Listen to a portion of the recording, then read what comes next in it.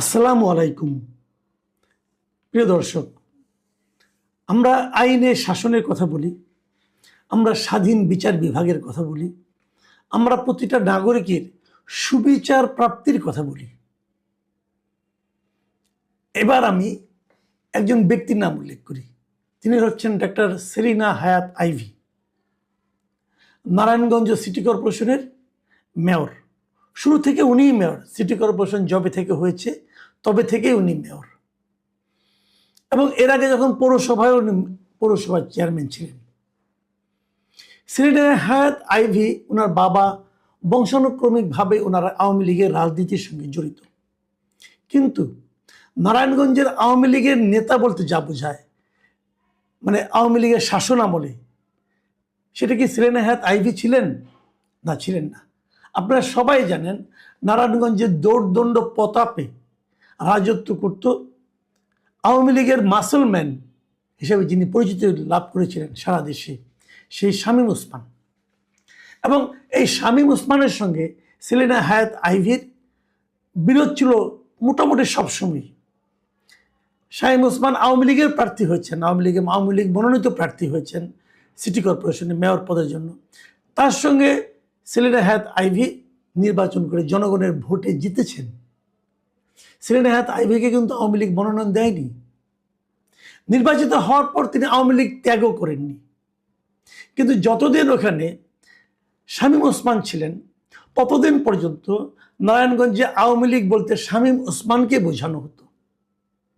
আওয়ামী লীগের যত অনৈতিক সুযোগ সুবিধা, সেগুলি শামীম ওসমানই গ্রহণ করতেন, ভোগ করতেন, নিজের চামচাদের মধ্যে বিতরণ করতেন। এবং সরকারের আওয়ামী লীগের সেই দাপট সেলিনা হায়াত আইভীর বিরুদ্ধে উনি প্রয়োগ করতেন। সে বিচারে আমি মনে করি সেলিনা হায়াত আইভী ছিলেন আওয়ামী লীগ কর্তৃক নির্যাতিত একটা জনপ্রতিনিধি। শুরু থেকেই উনি কখনোই আওয়ামী লীগের কাছ থেকে সুযোগ সুবিধা বাড়তি কিছু পাননি, এবং সেই ক্ষমতা ব্যবহার করে উনি কোনো অনৈতিক সুবিধা পেয়েছেন এটাও কেউ বলতে পারবে না।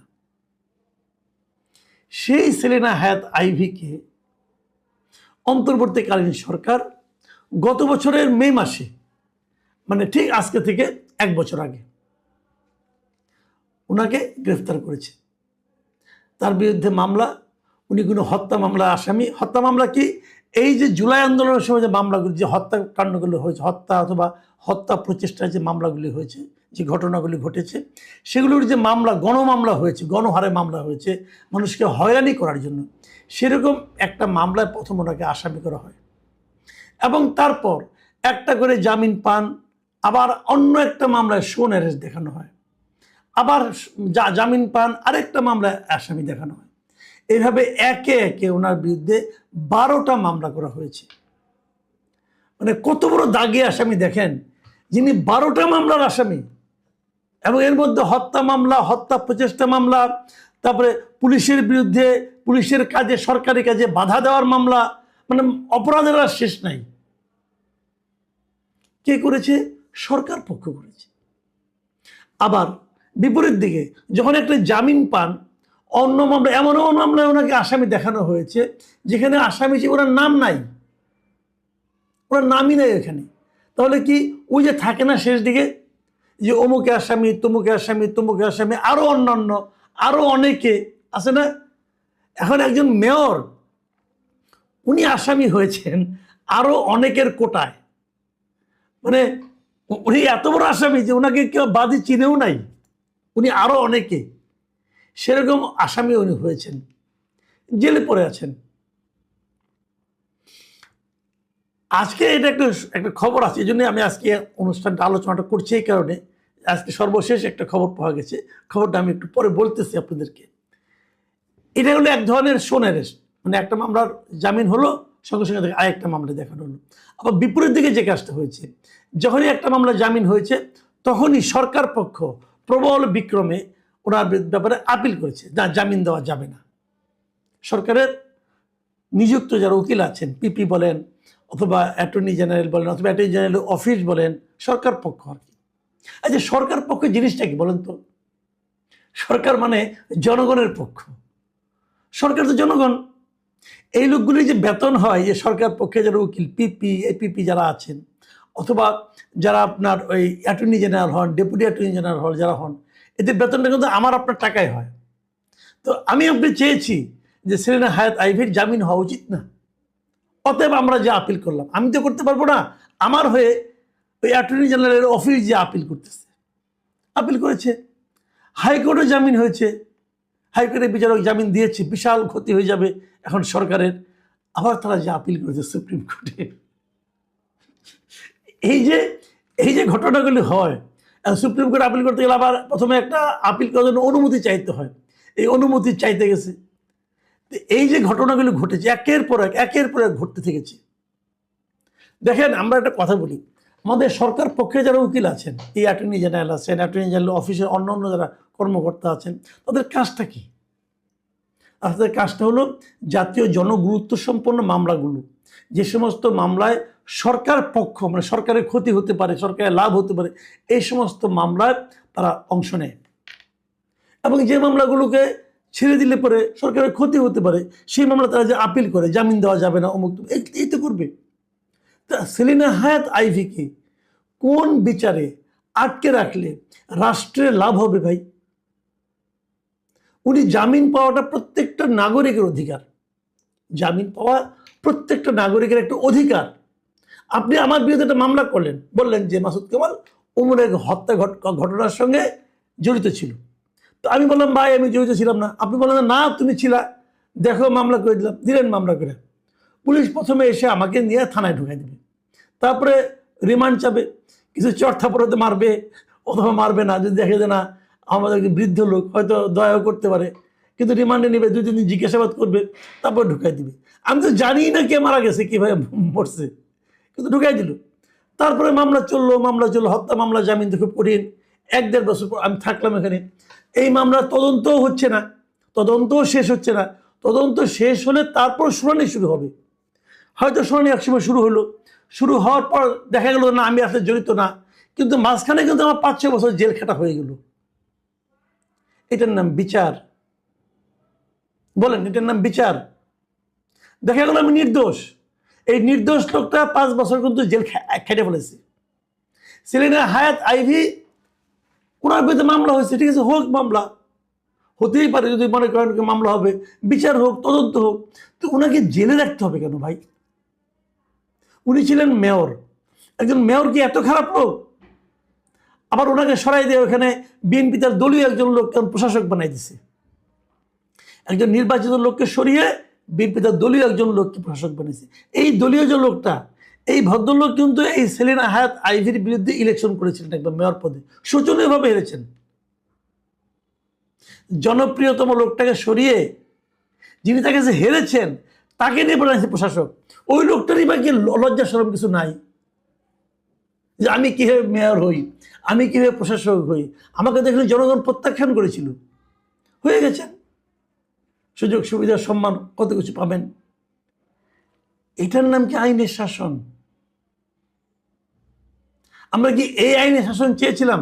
আমি জানি বিএনপি অনেকে বলবেন যে আজকে যে ঘটনাটা ঘটেছে এটা তো একটা ইতিবাচক দিক। আজকে কি ঘটেছে? আজকে তার বিরুদ্ধে যে 12টা মামলা, প্রথম দফায় 5টা মামলা, তারপরে দফায় আরও 5টা মামলা। তো প্রথম যে 5টা মামলা ছিল, সেই মামলাগুলোর হাইকোর্ট থেকে যে জামিন দেওয়া হয়েছিল, সেই জামিনের রায়টা আপিল বিভাগ বহাল রেখেছে। আর দ্বিতীয় দফায় যে 5টা মামলা ছিল, সেই মামলাগুলোর হাইকোর্ট থেকে জামিন দিয়েছিল, কিন্তু হাইকোর্টের সেই জামিনের আদেশ প্রত্যাহার করে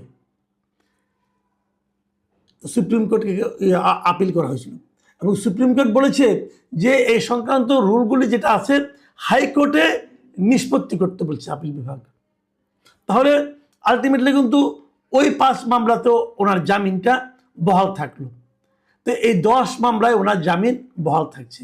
আর যে 12টা মামলা, আর যে 2টা মামলা আছে, এই বাকি 2 মামলায় আইভী এরই মধ্যে হাইকোর্ট থেকে জামিন পেয়েছে। এই জামিনও স্থগিত চেয়ে রাষ্ট্রপক্ষ আপিল বিভাগে আবেদন করেছে, কিন্তু সেগুলো এখনো চেম্বার আদালতের কার্যতালিকায় আসেনি। কার্যতালিকায় আসলে চেম্বার আদালত কি রায় দেয় যদি স্থগিত করে দেয় তাহলে স্থগিত হবে, আর যদি রায় না দেয় তাহলে স্থগিত হবে না। তার মানে যেহেতু চেম্বার আদালতের কার্যতালিকায় আসেনি, তাহলে হাইকোর্টের রায়টাই কিন্তু এখন পর্যন্ত কার্যকর আছে। এর মানে হচ্ছে সেলিনা হায়াৎ আইভীর বিরুদ্ধে যে 12টা মামলা ছিল, 12টা মামলাতে সে আসলে এখন জামিন পেয়েছে। এখন জামিন যদি পেয়ে থাকে তাহলে কি ওনার কারামুক্তি হবে?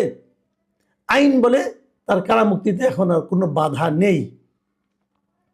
বাস্তবে কি ঘটবে দুদিন যাক আমরা বুঝতে পারবো। একটা জিনিস হলো কি জানেন, আদালতে জামিন আদেশ পাওয়ার পর যখন জেল গেটে যায় তখন দেখা যায় তাকে আরও একটা মামলায় শোন এরেস্ট দেখানো হয়েছে। তো আমরা এগুলো দেখেছি।